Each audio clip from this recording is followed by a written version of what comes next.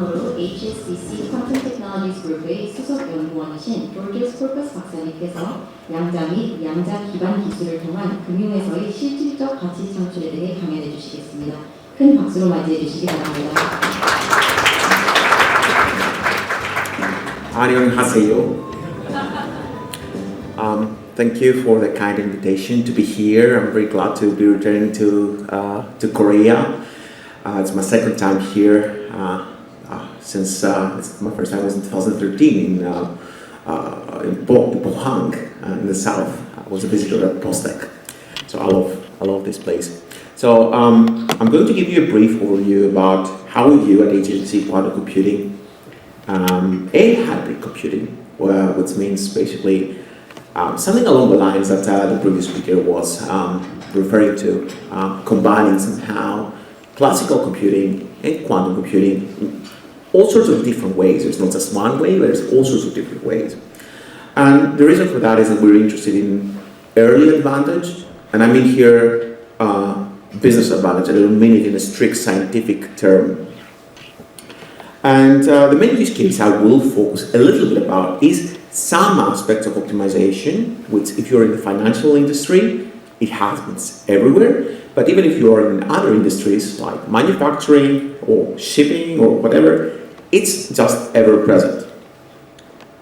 So for HSBC, the overreaching objective is to build readiness for what's coming.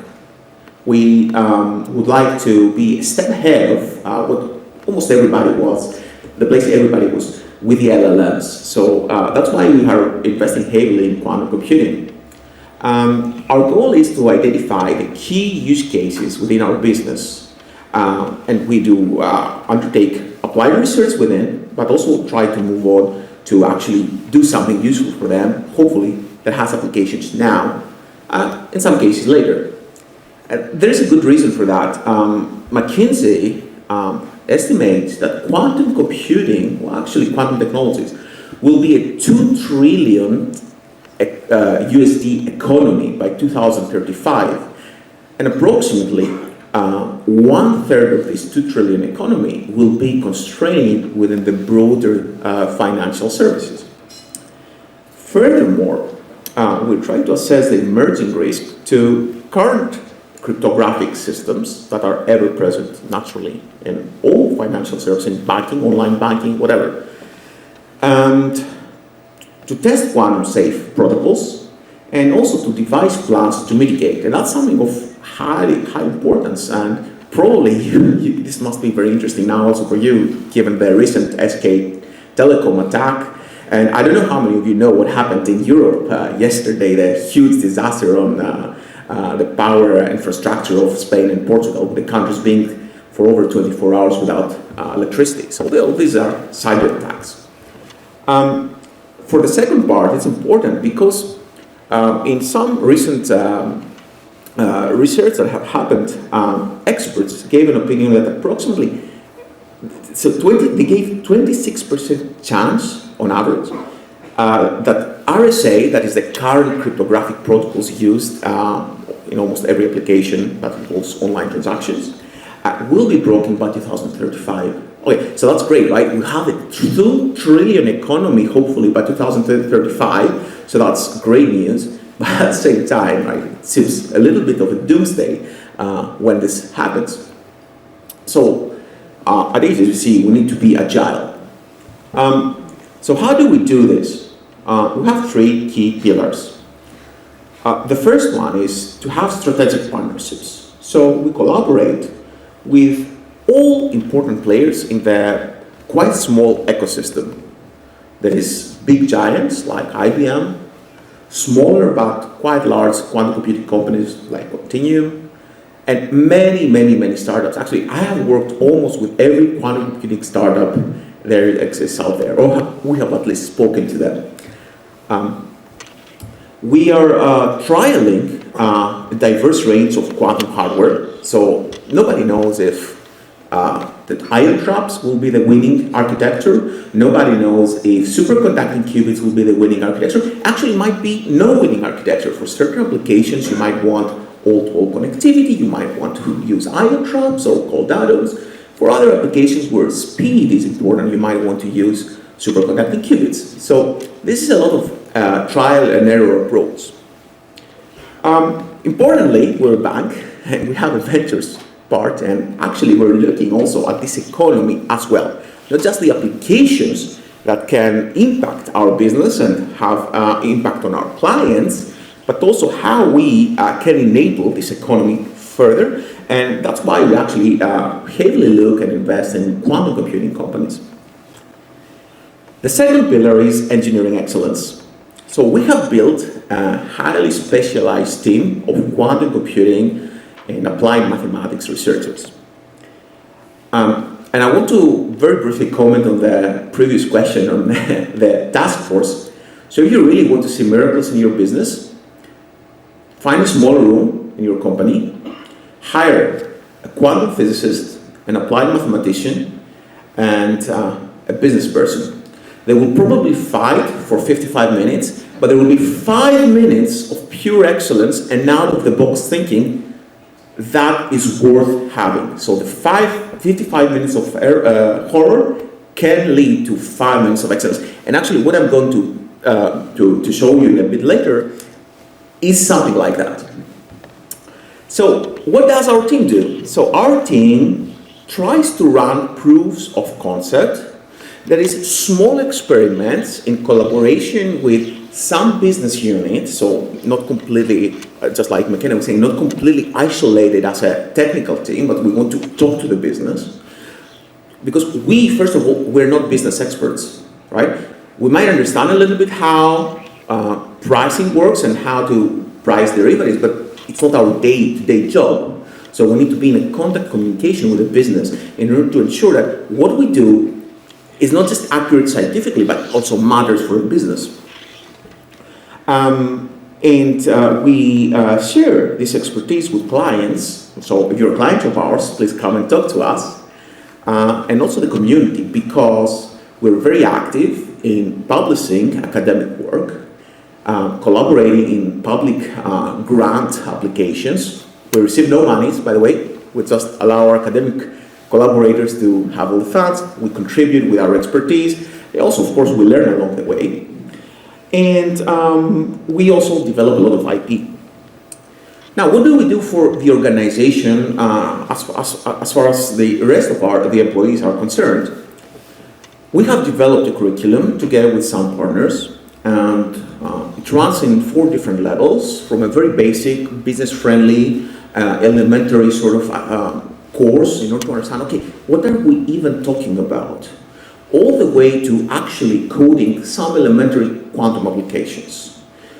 We don't expect that the people who will be involved in quantum finance and the quantum industry in general will become quantum PhDs. Actually, they don't. A lot of the business, the underlying business after all, is finance and operations research. So you don't need that.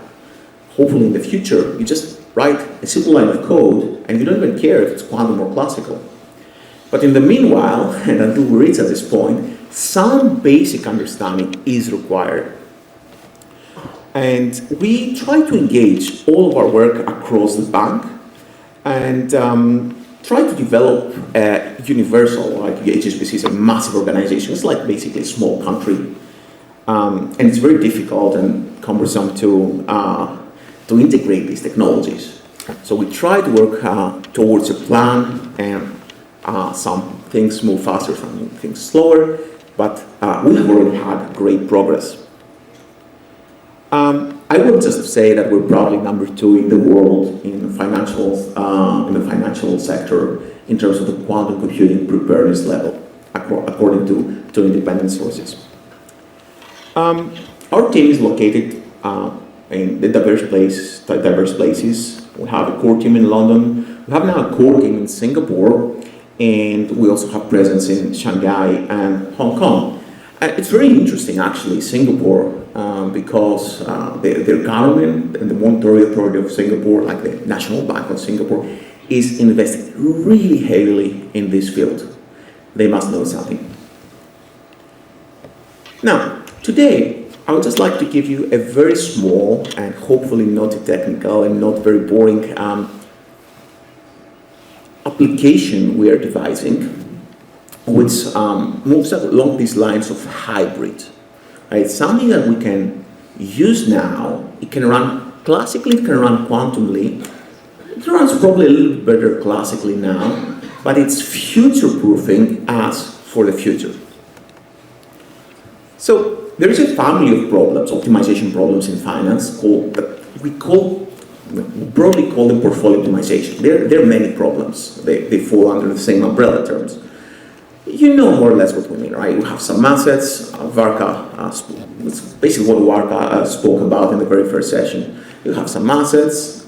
You need to find a way to select them out of the universe of assets, of course, and you want to know how much to invest in each. So let's say I'm very interested to spend my $20 allowance and share it between some Apple stock and some Tesla stock. What should I do? How much to put in the one? How much to put in the other? And so this is a very common family of problems. It applies in many other aspects of a financial institution, like work balancing problems and all sorts of different things. Payment routings, it's another big one. So the idea is to use near-term quantum algorithms, hybrid algorithms, to future-proof us while we try to provide some real value to the business today. And then the problem is that when you're new in the field and you have some interest in understanding, okay, how can I use quantum computing in finance, and specifically in portfolio optimization, for example, you open some papers from some really weird companies and they say, oh, well, there's this algorithm and quantum algorithm or whatever, and basically can do miracles. And the answer is not so simple, right? The business knows something better than the physicists. And very often these algorithms that the industry proposes actually does not scale quite well. So HSBC, now here's a caveat, here's the room thing, right, where you put a physicist, an applied mathematician, and a business person in a room, they fight, and they come out with something interesting. So HSBC has a very unique approach to quantum computing. Yes, we're a bank, a very traditional bank, but our team has a strategy that involves not only looking in this middle sector, quantum or hybrid computation, that is the algorithms and the use cases. So that's the real meat, of course.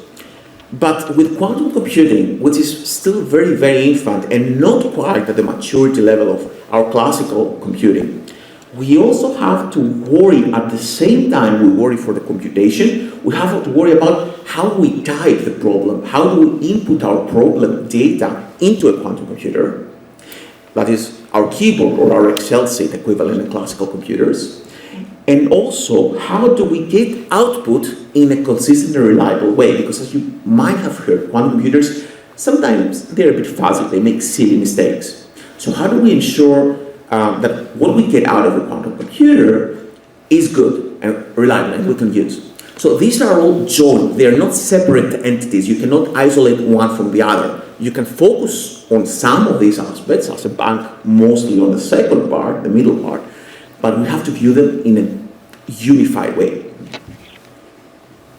So what happened at some point while we were working, we were in a room with a physicist and a business person, but that's a joke, obviously, we were not in a room, like this, a process that takes actually months or even years sometimes to come up with, but you get my point. And we were thinking about something completely irrelevant to portfolio optimization and anything that has to do with finance. We were thinking about something called quantum state tomography, which is how to look at the quantum computer's output and clean it. To clean it in order to be able to extract something useful. And what happens is that the way we were thinking into using this technology, this tool, quantum state tomography, the mathematical underpinnings of it that we have in mind, and we thought it's quite new and maybe we should start using it, we realized it can be applied into portfolio optimization, and it can hopefully greatly improve our results without using unrealistic assumptions. this inspiration and we devised something called bi-level portfolio optimization. So that's a magic word, bi-level. So don't worry if you don't know what bi-level means. And we were able to model the asset diversification constraints. So, if you have some assets to choose from, to pick from, you don't want to have heavy weight in one asset, let's say Tesla, because Trump is getting elected and Tesla booms, right? So you need to be able to diversify. And also, because Trump comes and stock market goes up and down, you need to be able to rebalance your portfolio to minimize risk, maximize returns in a consistent way without spending too much money in transactions, right? Because you have to buy, sell, so you need to sort of take this into consideration. Usually, people will say that, okay, if you want to optimize your portfolio, you need to follow a family of ideas developed by Mr. or Dr. Harry Markowitz, who won the Nobel Prize in Economics in 1990. And it asks the following questions. How do we select the best possible assets out of a universe of assets? So let's say, out of S&P 500, how do we select optimally the best possible subsets according to our requirements? And then, once we have selected those assets, how do we allocate those optimally, right? How do we select the correct weights? Now, how do we ensure diversification in order to minimize risk? And how do we minimize transaction costs? So these are very reasonable questions, and actually they come from the business.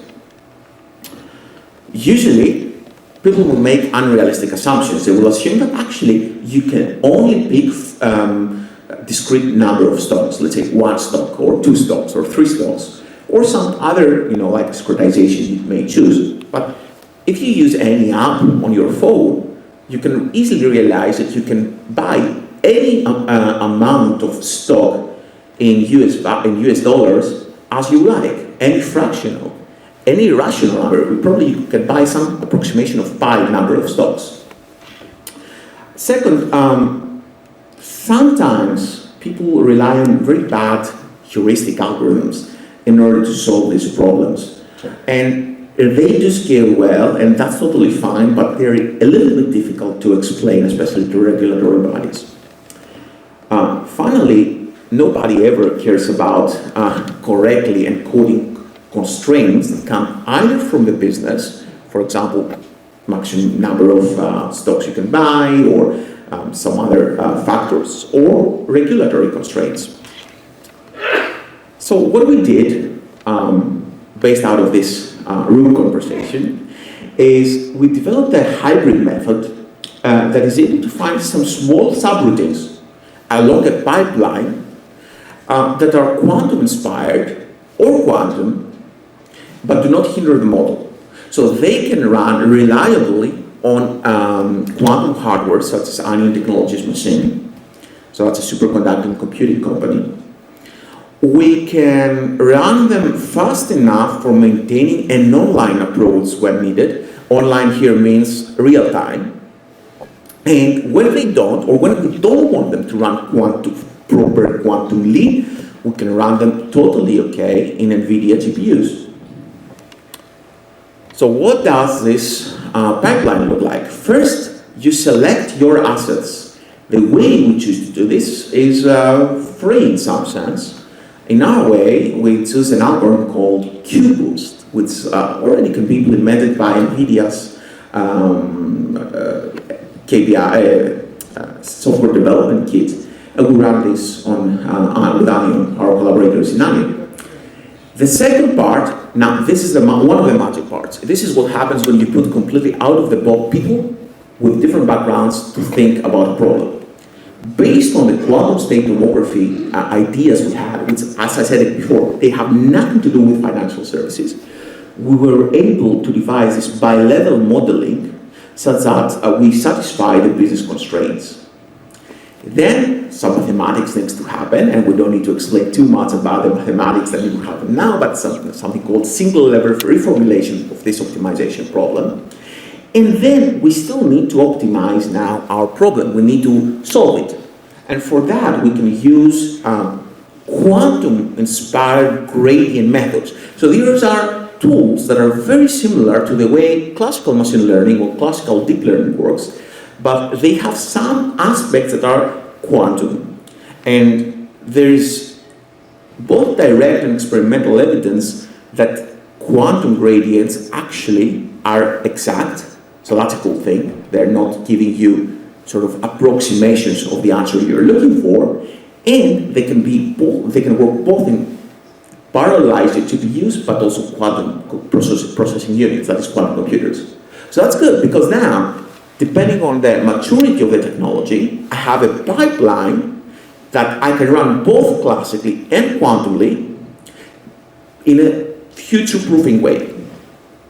And then, of course, once we have optimized, we get a return of our posterior portfolio, something called Pareto frauds. Doesn't matter what it means, but it's basically different risk profiles depending on how adventurous you might be. And of course, we can do a lot of tests. There is some math here. I can talk about the math later. The important thing, I guess, is box one: how do you select your assets? Box two, the bi-level modeling, that's quite new, and then the quantum optimization. So we decided to do a very small experiment, and we don't try to compare apples to apples. We try to compare apples to oranges, and that's totally fine, because that's what the business sometimes is interested in. We chose a small subset. Well, QBoost gave us a small subset of assets, things that are quite good. You see some US S&P 500 assets. And we constructed the optimal portfolios, and we have what you see here on the very left is the equal distribution, so the initial sort of guess. Here is the Markowitz portfolio allocation, which does not respect any of our constraints. Here is the portfolio we get using quantum computing of Anion. And here is the portfolio we obtain after we mitigated some of the noise of their QPU. And it's very shocking to see that actually it is very similar. Now, this is again not apples to apples, because this model, the red one, does not take into account regulatory or business constraints. In our case, it doesn't take the diversification into account. It doesn't take the transaction cost into account. Okay, we can now construct some beautiful, nice Pareto frauds. So some of you might like to be here, some of you might like to be here. As long as you're in the red line, that's good. And now this is a little bit of a tricky graph. It's not the best comparison ever, because again, it's not apples to apples, but it shows you that our optimized portfolio with the constraints and because of the diversification is managing to actually outperform a lot the equal weights portfolio and also the Markowitz portfolio, which again, recall, it's not apples to apples, right? So it's not exactly the best possible comparison you might want to make. And okay, it looks a little bit funny. Probably I'll get some criticism on why this black line, which is the S&P 500, is down there, but really just pick random asset like Tesla asset and it will outperform S&P 500 anyways. You don't need a quantum computer for this. The point is to isolate the red line to show that we construct a portfolio quantumly or in a pipeline that involves quantum routines that respects the business constraints, can run now, can run in the future, maybe you can improve it further, and actually performs quite well. So, what are the take-home messages? We can already use hybrid tools and deliver value while still trying to navigate the classical to quantum bridge. It's a continuum, it's not one or the other. We can completely avoid sometimes heuristics, which is hard for large problems, but maybe we can do some smart things to make it a little bit in a more sophisticated manner. Optimization problems, such as the family problems we discussed now, portfolio optimization, can benefit now by certain hybrid tools. And for our uses, we know that how to take down this machine, this pipeline, and further expand it, and move it outside just portfolio optimization. We can move it to collateral optimization, collateral loan obligations, and all sorts of different aspects that have to do something with optimization, which again, as Warka mentioned, it's everywhere in financial services. 감사합니다.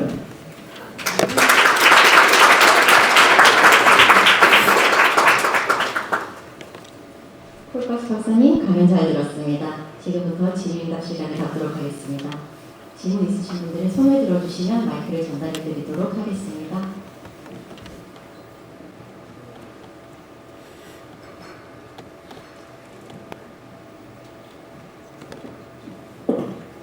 Thanks for the talk, Georgios. So Korea is in the process of building hybrid quantum computing infrastructure. Obviously, FDT is playing a huge role with NA technology. So my question is, question number one is there any restriction or difficulty that we have to be aware of in order to implement your IPs or whatever you just showed us in the slide?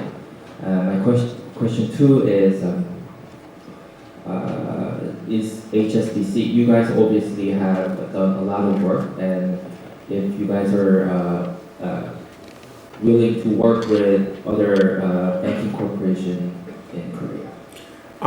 Thank you for the question. So for the first one, what you can do is, well, you cannot use this because we have IP on it, and it would be a little bit awkward. So yeah, and you don't know the details. So yeah, the best thing to do is to have smart people, and Korea has a lot of smart people. You don't need me to tell you about this. To devise some equivalent sort of ways of thinking, devise pipelines.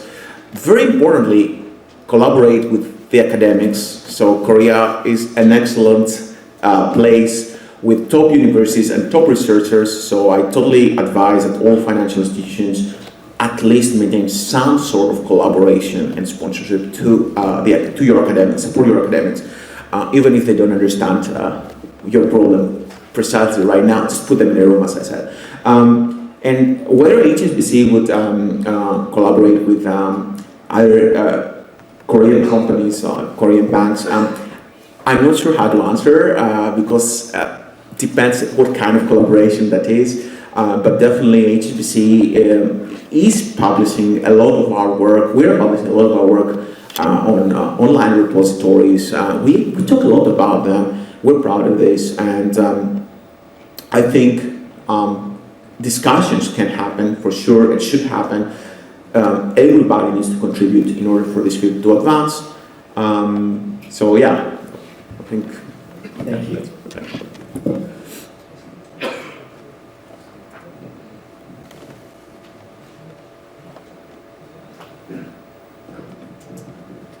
Hi, thanks for the talk. I have a simple question about your hybrid method. So you told me you'd divide the big problem into the sub problem that solve that small, because we have hardware restriction for quantum hardware. So is there any specific standard when you choose what kind of method you want to choose to divide the big problem to solve problem, and then when you get when you get the original solution from the big problem from the solutions of sub problems? Okay, so this is a complicated answer because you see how you select a subset of assets from the asset universe can be viewed in two ways. One, usually it's business informed, right? It's not so much about how big the universe is, but what characteristics this universe has to have. For example, out of all possible assets you might choose, or companies, or bonds, or whatnot, you might want to choose ones that have certain risk profile. You might want to choose some that have certain ESG profile, or all sorts of different metrics. So the way we do it right now is independent of the subsequent problem. However, if you really want to do it in a smart way, you start going from bi-level optimization to multi-level optimization. You need to sort of entangle everything. Entangle is a bad word here, but you need to sort of connect everything so that you have sort of some back and forth information on how you achieve this. But always, the initial point comes from the business. What type of risk or constraints or types of assets I'm comfortable dealing with, or the customer or whatever is the entity that they want is interesting to this problem.